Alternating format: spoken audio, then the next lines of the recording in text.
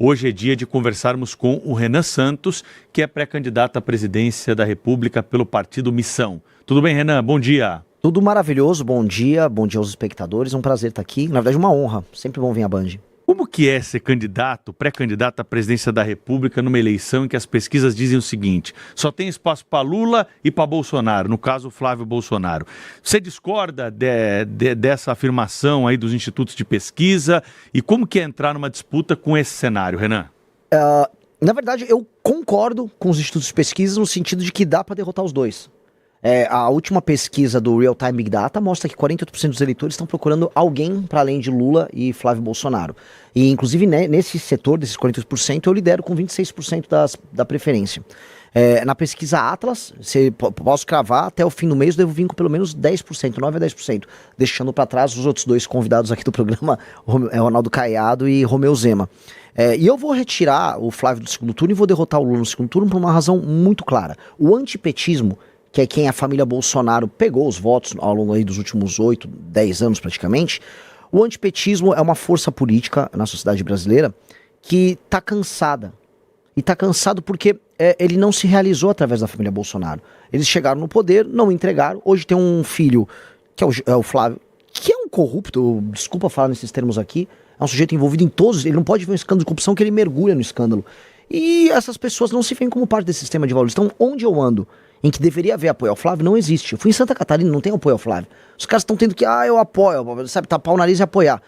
Então, pois bem, eu não tenho escândalo de corrupção, eu tenho um plano de governo e eu quero representar essas pessoas.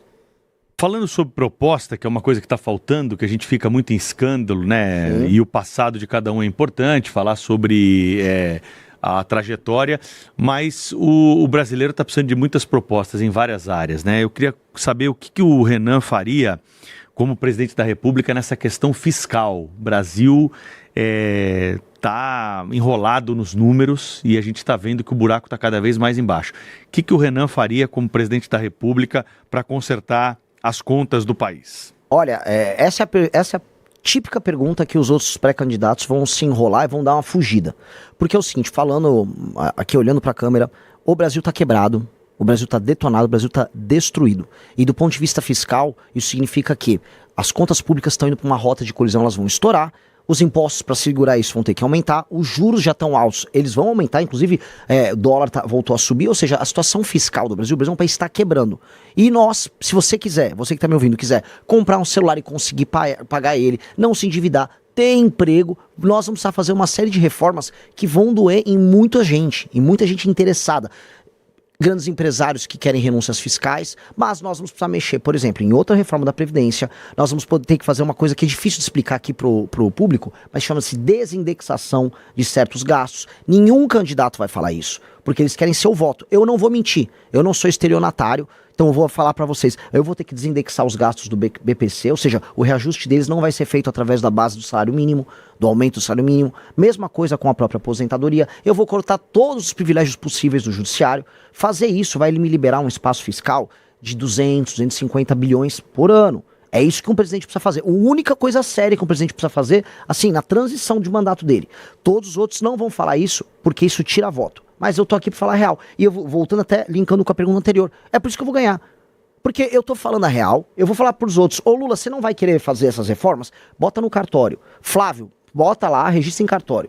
Porque eles estão mentindo. Todo mundo sabe que vai precisar fazer uma reforma fiscal pesadíssima no Brasil. Que é a reforma fiscal que no fim do dia vai permitir que uma pessoa consiga comprar um celular e não ficar endividado. Presidente da República, no atual cenário que a gente tem com o parlamento, tem condições de fazer isso sem essa articulação política, por vontade própria? Tipo, o presidente tem essas ideias que você está apresentando aqui, ele consegue executar imediatamente? Olha, a PEC fiscal minha... Tem que passar pelo parlamento. Lógico, mas eu vou dar um exemplo para você.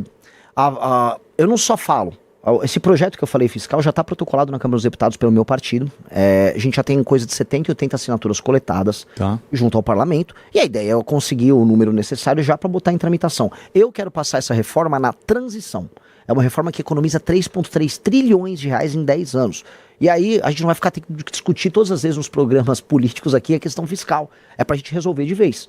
E se eu venci, vamos colocar em perspectiva, Se eu ganhei a eleição vindo de um partido que tem 6, 7 meses de idade, significa que eu fui um fenômeno eleitoral. Sendo um fenômeno eleitoral, o espírito do tempo no Congresso, ele vai estar sendo pautado por mim e por essa agenda. Então eu não terei tanta dificuldade, pelo menos no início. Depois, a gente sabe que o Congresso vai fazer o necessário para querer, né, me botar uma faca no meu pescoço para querer grana, que é isso que o Congresso quer. Só que aí eu tenho que trabalhar com relação de forças de uma maneira... Precisa mudar esse esquema das emendas na tua avaliação? Com certeza. E como faz para mudar isso? Tem que mudar o sistema político brasileiro. E o sistema político brasileiro parte da base. Eu não quero, assim, me estender que essa história é fascinante. Eu rodei o Brasil, rodei o Maranhão, rodei cidades do interior do Nordeste, cidades que nem sequer deveriam existir do ponto de vista institucional. São cidades que apenas vivem de receber dinheiro do governo federal. E como é que rola a vida política lá? A emenda do deputado vem... O prefeito, ele opera a emenda, desvia um dinheirinho pra comprar voto na eleição. O outro, ele faz um show com o Wesley Safadão ou com algum cantor pra poder, né, amealhar o apoio da população. O deputado ganha em cima disso. Nós vamos mudar todo esse sistema. A gente vai fundir as cidades pequenas. Nós precisamos, porque as cidades estão quebradas. E nós vamos fazer uma reforma, que eu chamo de lei de responsabilidade gerencial, que vai condicionar o recebimento das emendas por parte do município, e inclusive o fundo partidário e o fundo eleitoral para os partidos, mediante desempenhos de gestão. Então, se um prefeito ele tem um bom resultado em educação e saúde, ele ganha pontos, esses pontos autorizam o município a ganhar emenda. Se ele não faz isso, ele não recebe emenda. E aí o município dele tem que se fundir com o município ao lado. E o partido dele tem o fundo partidário e o fundo eleitoral condicionado, veja só, ao desempenho dos prefeitos que estão filiados naquele partido. Portanto, quanto melhor for um prefeito, mais dinheiro o partido tem, quanto pior o prefeito, menos dinheiro o partido tem. E menos emenda o deputado pode usar. Então a gente faz uma revolução mudando os sistemas de incentivo. Pelo seu cálculo, nós temos 5.000 municípios no Brasil. 5.570. Cairíamos para quanto, assim? Teria que cair para pelo menos, para a gente racionalizar, tem um estudo da Universidade Federal da Paraíba que vai nessa linha, para coisa de 2.300. Pela metade, quase. Porque a maior parte dos municípios... Agora é uma briga política imensa, né? Você vai lutar contra todo mundo, pô. Mas... E aí é PT, é PL, MDB, Centrão, União Brasil, todo mundo tem prefeituras. Todo mundo tem prefeituras, mas todos sabem, eu inclusive fui agora na Marcha Nacional dos Prefeitos, que não tá dando pra pagar essa conta. Sim, é uma irracionalidade. E tem um problema, o Centrão, ele é um carrapato. Esses políticos que você estava citando, eles são carrapatos. O carrapato, o máximo de consciência que ele tem, assim, ó, o boi não pode morrer. E o carrapato percebeu que o boi tá morrendo. Então eles, pode reparar que em vários momentos da história recente do Brasil, chega um momento de colapso, aí eles participam das reformas. O governo Temer foi isso, aconteceu em alguma medida no governo Itamar Franco, no próprio FHC, até no governo do Collor teve. Então o carrapato, que são esses caras, já estão vendo, olha, a gente tá sugando demais. Vai ter que fazer alguma coisa pro bicho não morrer. Pois bem, o boi Brasil tá morrendo, ele morre em 2027. Então eles vão ter que participar de um conjunto de reformas. O que é minha pré-candidatura? É a versão mais radical dessas reformas. É a reforma mais agressiva pra gente resolver o Brasil. Se a pessoa quiser viver num país sério, vai ter que fazer essas reformas que eu tô falando. E eu vou ter que convencer as pessoas e os políticos. Mais ou menos o que o Milei tá fazendo na Argentina. Exatamente. Porque, assim, o Milei alertou, o Milei fez mais ou menos o que eu tô fazendo aqui. Ele foi na televisão, foi nas rádios e avisou, a Argentina tá quebrada. Eu tô lembrando, por isso que fiz a pergunta aqui. E ele falou, a Argentina tá quebrada, não vai dar pra a Argentina ficar assim. Galera, vamos acordar. Aí os argentinos, é verdade, a gente tá quebrado mesmo. Porque existe uma coisa que é a normalização do absurdo. A Argentina tinha normalizado o absurdo e todo mundo ficava pobre, fazendo racionamento, inflação lá no alto. E eles, não, mas a vida é assim. A vida não é assim. O Milei falou, você não precisa viver assim. Igual a gente vivia antes do Plano Real. A gente, o ser humano é um ser incrivelmente adaptável. A gente se adapta ao absurdo. De repente vê o Plano Real, a gente falou, poxa, dá pra viver sem tanta inflação. Mesma coisa que eu tô falando aqui. Dá pra você comprar um celular. E eu falei assim, minhas ambições são muito grandes e ao mesmo tempo são muito simples. Sabe qual é o sonho de um Brasil perfeito no meu primeiro ano? Você conseguir comprar um celular. Você não se endividar para comprando celular, e aí você vai andar na rua e ninguém vai roubar ele. Se você conseguir cumprir esse ciclo de comprar um celular sem se endividar e conseguir ir na rua e ninguém te roubar, nossa, já foi uma revolução. Renan Santos, pré-candidato à presidência da República pelo Partido Missão, está concedendo uma entrevista ao vivo aqui à Bandeirantes, transmissão também pelo Band News TV, ao vivo no Jornal Gente. INSS, pergunta que chega todos os dias aqui para emissora, de pessoas que estão na fila, que tem gente que ainda não conseguiu ainda reaver aqueles valores descontados indevidamente. Como reduzir a fila do INSS, Renan? De maneira clara, nós precisamos, assim, a fila em si, você tem que ter automações e você tem que tirar fraudes. A gente tem uma indústria da fraude que acaba tomando muito tempo na operacional. E hoje você não conseguiu colocar de maneira, vamos dizer, a contento, tanto o machine learning quanto as automações para você conseguir andar mais rápido com os processos. Você também citou agora, vamos dizer, descontos e gente, o escândalo do INSS é um pouco sobre isso, é muito sobre isso, né? Os descontos e as fraudes, os crimes. Pois bem, há um elemento que impacta aí, que são a exploração indevida do idoso através das redes sociais. O escândalo do INSS, em grande medida, envolve pessoas idosas que recebem ligações e que recebem mensagens e que acabam caindo em fraudes e elas não sabem, não tem a matemática financeira, o básico do entendimento do que eu contraí um empréstimo, tô te dando 10 mil reais, só que eu vou te descontar com juros, sei lá, de 6% ao mês, como houve alguns casos. Essas pessoas não conseguem se defender desses casos. Tem que ter uma legislação muito dura contra a fraude e contra idosos.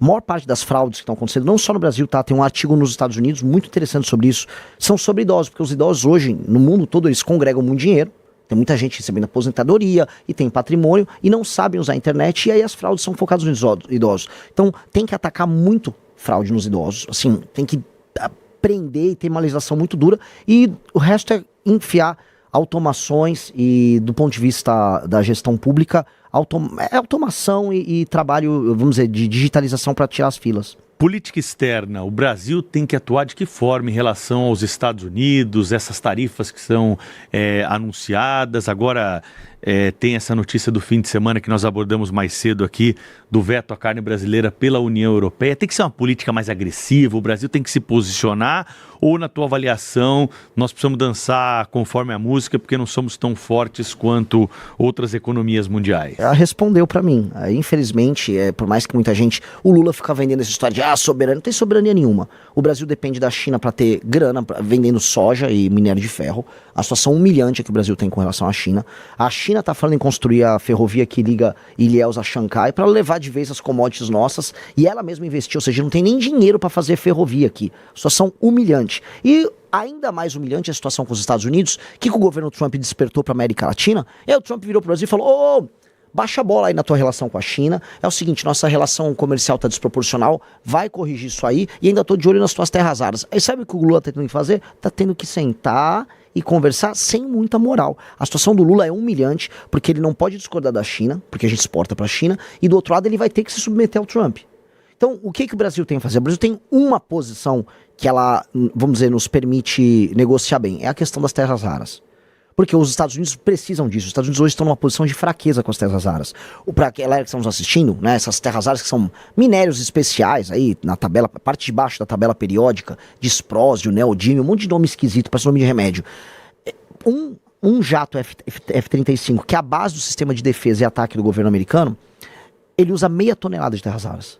E os Estados Unidos não produzem e processam nada disso. E a China tem. Tudo. Não, eles compram tudo da China. Ou seja, a China olha, os jatos de guerra americanos, os drones americanos, são todos feitos com material chinês. Os Estados Unidos precisam montar a cadeia própria. Quem tem 20% da reserva global? E quem está no continente deles é o Brasil. Então o Brasil precisa usar essa posição para falar: você quer conversar, Estados Unidos? Então vamos montar a cadeia inteira das terras raras aqui. Vocês, a União Europeia, o Japão, que está precisando também, a Taiwan, que faz os semicondutores. Traz a cadeia para cá, num projeto de 10, 20, 30 anos, da gente começar a extração, o processamento, e aí fazer turbina de avião aqui, fazer bateria, fazer drone aqui, e aí a gente faz parte de uma cadeia global de produção, assim, com muito valor agregado, que é necessário aos Estados Unidos, que é necessário à União Europeia, e aí que reposiciona o Brasil nesse jogo. Só que não dá pra gente negociar igual o Lula tá negociando, com uma faca no pescoço e querendo fazer showzinho. Ainda nesse capítulo internacional, recentemente tivemos a classificação do PCC e do Comando Vermelho como organizações terroristas. Isso gerou um debate aqui no Brasil que dividiu até especialistas que normalmente estão do mesmo lado da tese, né? Então, muita gente ficou perdida, falou: será que eu devo apoiar isso? Será que vai ser bom ou vai ser ruim?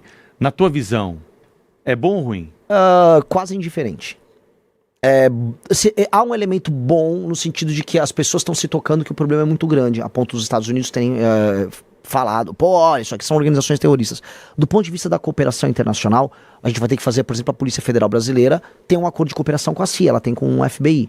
São instituições diferentes. Agora, do ponto de vista da execução, para derrotar o PCC e o Comando Vermelho, o governo brasileiro vai ter que atuar. Não são os americanos. O problema é que os bolsonaristas lá ficaram vendendo, agora vai dar certo. Vai dar certo o quê? Você vai chamar os americanos pra virem resolver um problema nosso? Novamente, aquela coisa da constante humilhação do Brasil. Esses caras ficam humilhando o Brasil. O Lula humilha o Brasil quando vai lá nos Estados Unidos e fica negociando terra rara por conta de uma fraqueza interna dele, de projeto dele, que ficou puxando o saco da China. E do outro lado, o Flávio Bolsonaro vai lá comemorar. Trump, tira uma foto igual, sabe, um cara que tinha foto com o Neymar, com um ídolo. Tô aqui com o Trump. Que isso? Você pretende ser um chefe de Estado e tá tirando fotinho patética, tentando se apropriar de uma decisão que não veio deles e uma decisão que pra nós é indiferente. Desculpa eu me estender nisso. Flávio Bolsonaro é do Rio de Janeiro.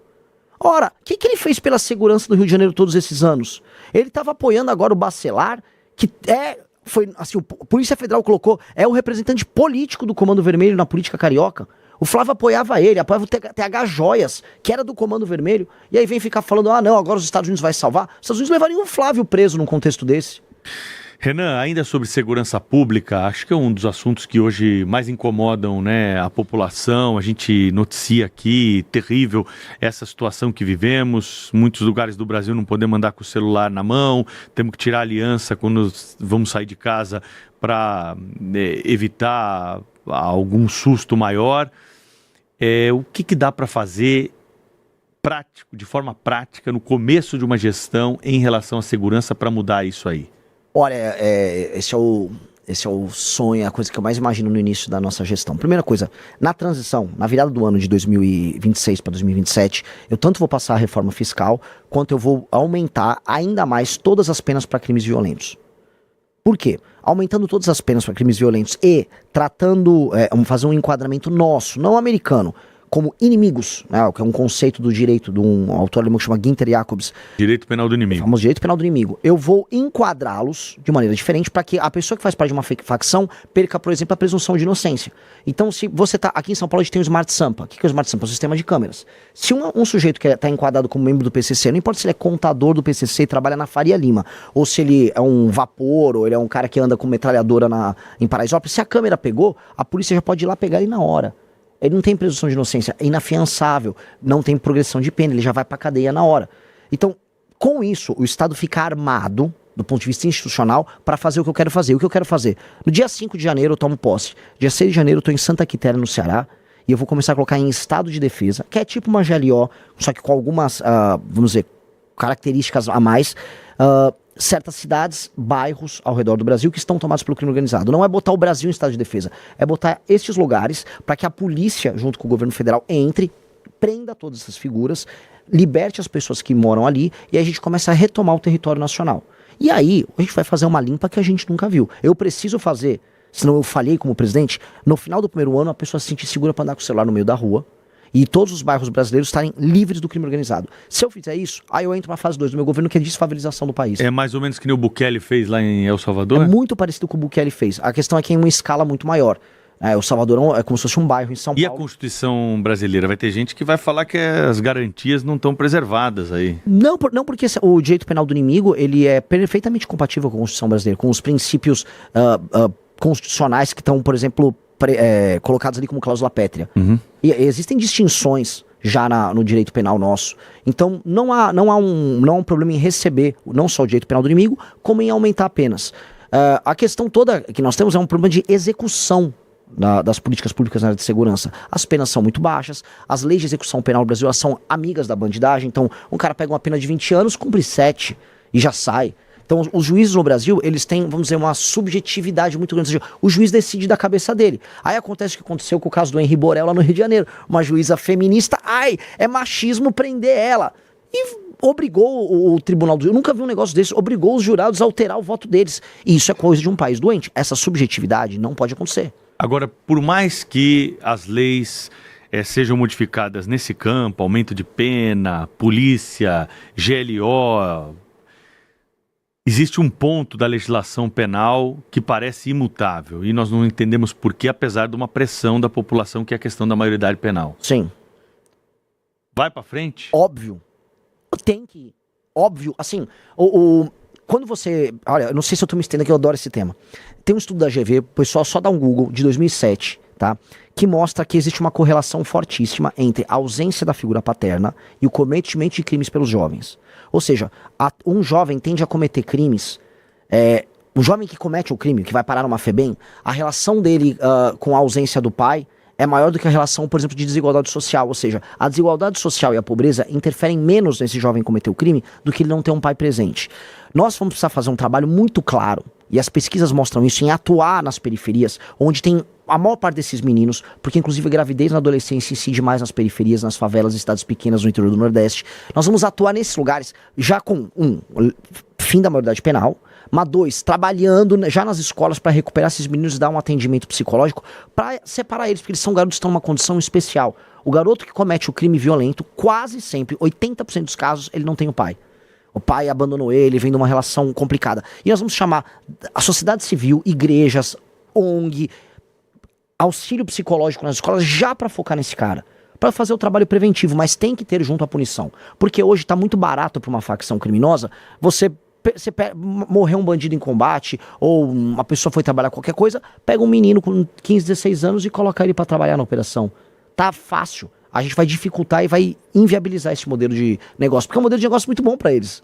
Foi muito fácil. Renan, muita gente aqui que não acompanha de perto assim, a cena política deve estar se perguntando, partido é esse, Missão? Partido que é novo?